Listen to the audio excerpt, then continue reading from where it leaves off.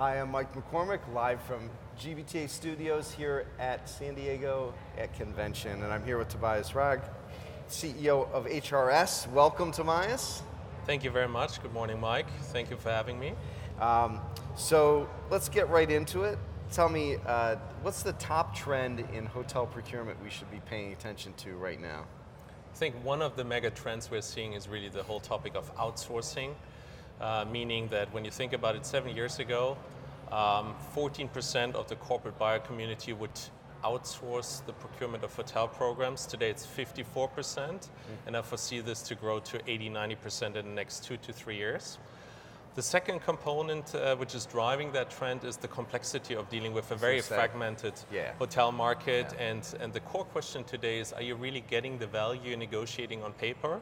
So rate correctness, the availability of the program, that seems to be a growing concern for corporations. So this is why they're looking for somebody in the market, a specialist who is capable of dealing with that complexity and solving it for them.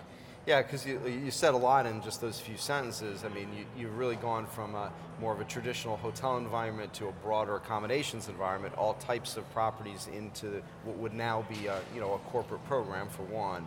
And then again, with all the availability and access and information, even harder, right, to really, as a corporation, somebody to really manage your program. It seems like the technology would make it easier, but the reality is quite the opposite, right? Well, I think the technology makes it more transparent. What are the challenges today? And I think what you mentioned is probably the second biggest trend, is the convergence of trends in the meetings and groups. Right. How can you benefit of that? How can you take the complexity out of travel? I think that is really driven by the procurement officers who really want to simplify things.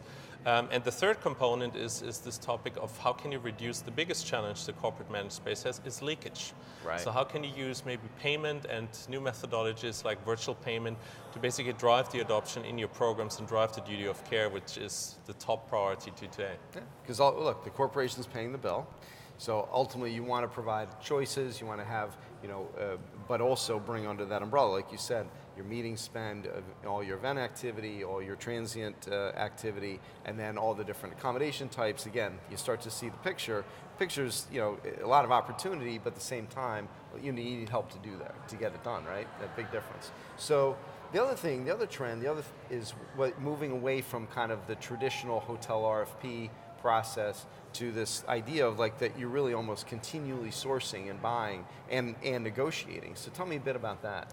Well, I think in today's environment, which is very dynamic by nature, right? There's a constant M&A activity, divestments of corporations. It feels a little bit awkward that you just sit down once a year to optimize things. So, and with the transparency, the continuity of data flow and the ubiquity of information, the continuity of that process on a quarterly, even on a monthly basis, is becoming the new normal. Right.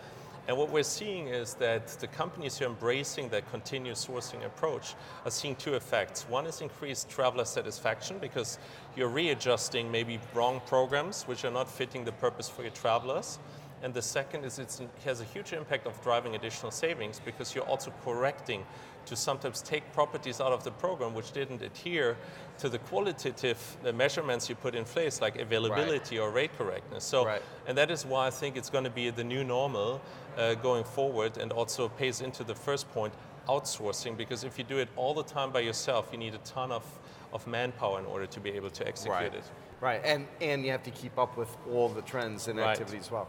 So then finally, certainly lots been made of all the M&A activity in the space, and more coming in terms of, you see more announcements or more signaling about, potential mergers. How's that impacted what you're seeing out there?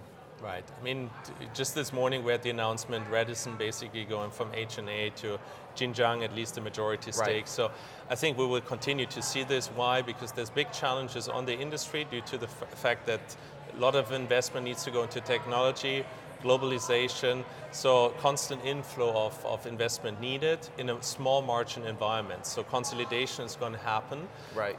The impact obviously is people want to consolidate to grow also the top line of their business. So meaning for corporations, the average daily rates will be under pressure, especially in an environment where the economy is booming and availability becomes the currency today. So I think corporations will see growing costs, and it will be very key for the corporations to be able to manage it and stay flexible also Right. with regards to their spend. Back to the technology and almost the continuous sourcing that you're going to need to do. Right.